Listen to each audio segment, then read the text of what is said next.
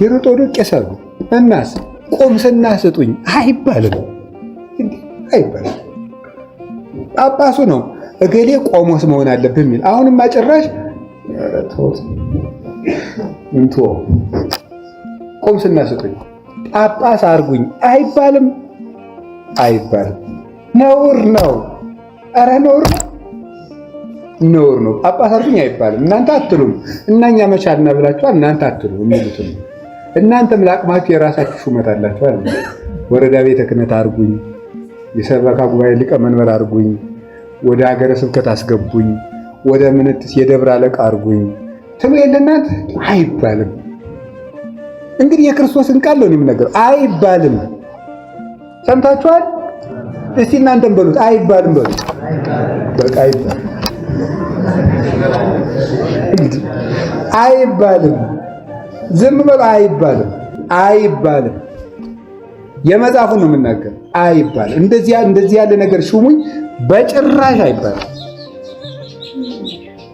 አይባልም። ነውር ነው። ጥሪ ነው። እስቲ ጥሪ በሉ። ወፀዋ ግብርት ይሁኑ።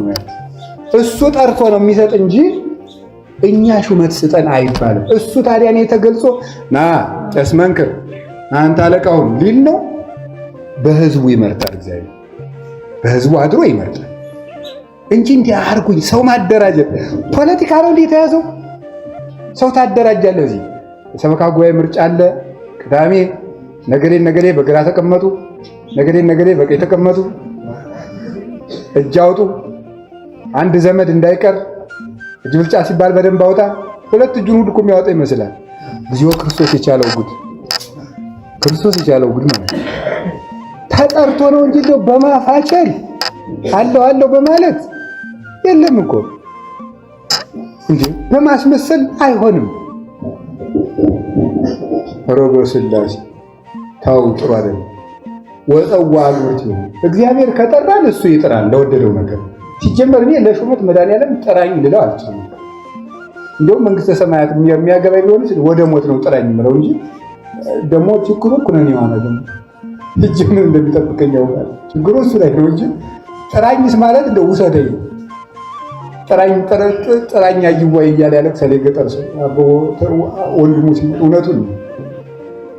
ጥራኝስ ማለት እንደው ወደ በገደለን እንጂ ለሹመት ጥራኝ አይባልም፣ አይባልም። ደግማችሁ በሉ። አይባልም በሉ። እንግዲህ ታዘባችኋል እንዳትሉ። በቃ እኔን ምረጡኝ አይባልም። ኧረ ነውር ነው ይሄ። ካልጠፋ እንደው በቤተ ክርስቲያን አምላክ ይሄ ካልጠፋ ቤተ ክርስቲያን መቼም ቢሆን ትውልድ አታገኝም፣ አገርም አይኖርም።